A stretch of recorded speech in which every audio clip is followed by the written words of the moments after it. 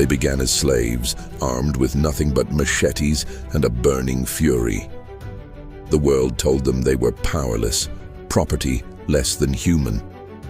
But in the steep hills and dense forests of Haiti, they forged an army that would face down the most powerful military machine on earth.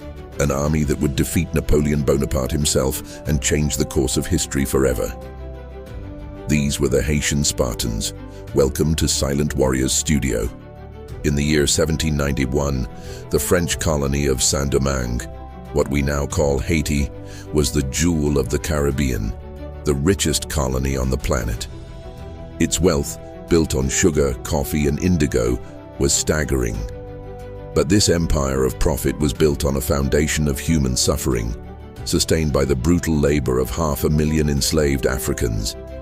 The system was designed to break bodies and spirits, to extinguish hope. But one fateful night in August, under a stormy sky, that hope ignited into a raging inferno. The enslaved rose as one. Plantations that had stood as symbols of oppression were engulfed in flames. They seized whatever weapons they could find and declared a war not just on their masters, but on the very idea of slavery itself. Leading this impossible rebellion was a man of extraordinary vision, Toussaint Louverture.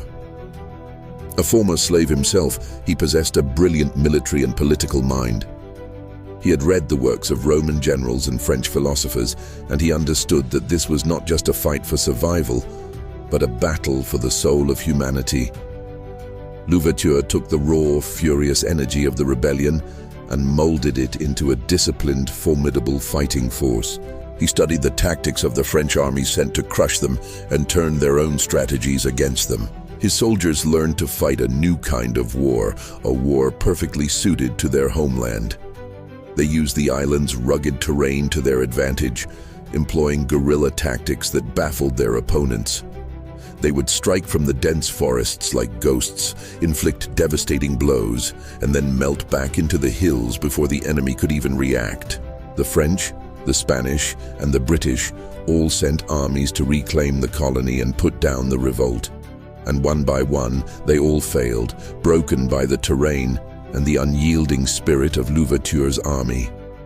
The revolution spread like wildfire, transforming from a desperate uprising into a full-fledged war for identity and self-determination. The world watched in a mixture of awe and terror. In France, Napoleon Bonaparte, the master of Europe, could not tolerate this defiance. In 1802, he dispatched a massive fleet carrying over 30,000 of his most elite soldiers, veterans of his victorious campaigns across Italy and Egypt. This was the hammer meant to shatter the Haitian dream of freedom once and for all. But Napoleon's legions, so dominant on the open battlefields of Europe, were utterly unprepared for what awaited them. They didn't understand the treacherous land, and more importantly, they fundamentally misunderstood the spirit of the people they were sent to conquer. The Haitians, now led by Louverture's fierce lieutenant, Jean-Jacques Dessalines, refused to meet the French in a conventional battle.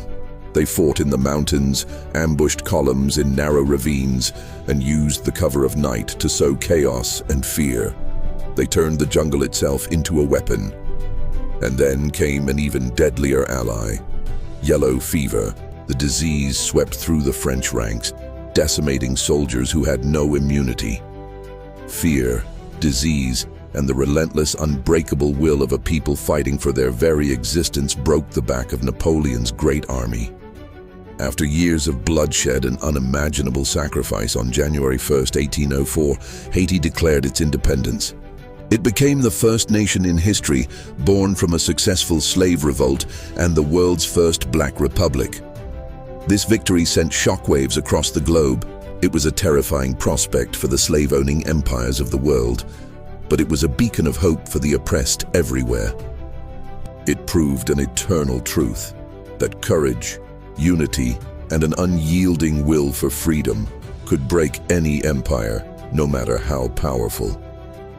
The Haitian warriors hadn't fought for glory or conquest. They fought for the most fundamental human right of all, the right to simply exist as free men and women. The world tried to forget them, to bury their story. They were called rebels, savages, a threat to civilization. But history remembers them as legends. The Haitian Spartans, the army that rose from chains, stared down an emperor, and won their freedom against all odds. Their legacy is a testament to the enduring power of the human spirit. Thanks for watching a Silent Warriors studio film. If you want to uncover more of history's forgotten warriors, make sure to like, subscribe, and hit that notification bell. We'll see you on the next one.